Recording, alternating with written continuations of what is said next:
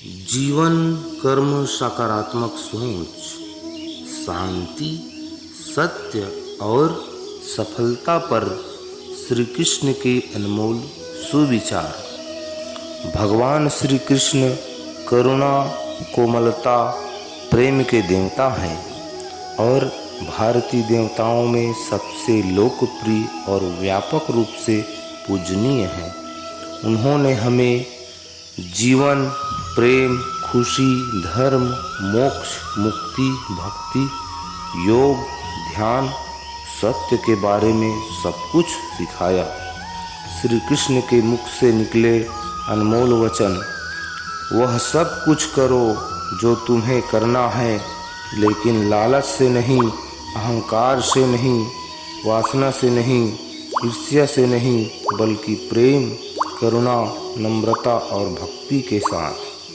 भगवान श्री कृष्ण इस अनमोल वचन के माध्यम से कार्य करने की नीयत का उल्लेख करते हैं। जब किसी भी कार्य में अगर लालच होगा, बेईमानी होगी, जलन होगी, तो वो काम न तो सही होगा और ना ही उसके परिणाम फलदायी होंगे।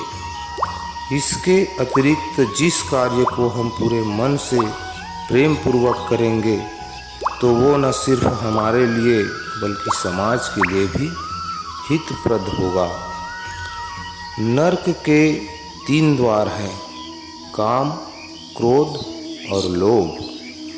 जो व्यक्ति कामी प्रवृत्ति का होता है, जिसके मन में लोभ होता है और जो अत्यधिक क्रोधी स्वभाव का होता है, उसके लिए नरक के द्वार सदैव खुले होते हैं। अर्थात ऐसे व्यक्ति की तो सिर्फ नरक में ही जगह मिलती है। ठंड या गर्मी, सुख या दर्द का अनुभव करे, ये अनुभव क्षणभंगुर है। वे आते हैं और जाते हैं, उन्हें धैर्यपूर्वक सहन करें। समय एक सा नहीं रहता। आज दुख है तो कल सुख भी आएंगे और सुख के बाद दुख भी आना स्वाभाविक है। आपको पूरे धैर्य और श्री कृष्ण पर विश्वास के साथ अपना जीवन निर्वाह करना चाहिए। सत्य कभी नष्ट नहीं हो सकता। अच्छा करने से नहीं डरना चाहिए। लोग अक्सर सच कहने से बचते हैं या डरते हैं, पर सत्य कभी छुप नहीं सकता और ना ही कभी मिट सकता है। कितना भी छुपा लो, पर सच तो उजागर हो ही जाएगा। इसलिए जो बात सच पर आधारित हो, उसे करने या कहने और मानने से कभी नहीं डरना चाहिए। इस शरीर का मोह मत करो, यह तो माटी है, माटी में मिल जाएगा। अमर तो आत्मा है, जो परमात्मा में मिल जाएगी। लोग अपने शरीर को सुंदर बनाने में लगे रहते हैं, पर आत्मा की सुंदरता शरीर की सुंदरता से कहीं ज़्यादा महत्वपूर्ण है। शरीर तो नश्वर है, मिट्टी ही तो है, तो मिट्टी में ही मिल जाना है, पर आत्मा अमर है।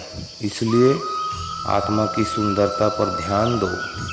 आत्मा की सुंदरता आप अपने को शक्ति में, भक्ति में लीन करने से मिलती है।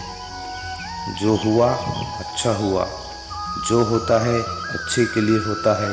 कभी कभी विपरीत परिस्थितियाँ हमारी वर्तमान स्थिति को अच्छा करने के लिए आती है।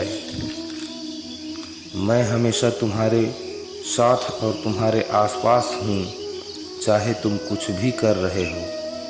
जब भी आप कोई बुरा कार्य करते हो या अच्छा कार्य करते हो, आपके लगता है कि कोई देख नहीं रहा, तो यहाँ श्री कृष्ण कहते हैं कि तुम जो कुछ भी कर रहे हो, मेरी दृष्टि सदैव तुम पर है। इसलिए आप यह मत समझें कि आप अकेले हैं। आपके साथ श्री कृष्ण सदैव हैं। जो कुछ हुआ अच्छे के लिए हुआ, जो रहा है अच्छे के लिए हो रहा है, जो होगा वह भी अच्छे के लिए होगा। तो सकारात्मक रहो, और अपना कर्म करो। आप वही हैं जिसमें आप विश्वास करते हैं, आप वह बन जाते हैं जो आप मानते हैं कि आप बन सकते हैं। हमारी सफलता और असफलता इस बात पर निर्भर करती है कि हम खुद पर कितना विश्वास करते हैं। व्यक्ति जो चाहे बन सकता है यदि पूरे विश्वास के साथ अपने लक्ष्य पर लगातार चलता रहे। जिस संसार के चारों तरफ नकारात्मक लोग रहते हैं उस इंसान का मंजिल से भटक जाना तय है। कहते हैं मन के हारे हार और मन के जीते जीत। जिस प्रकार सकारात्मक विचारों से सफलता मिलती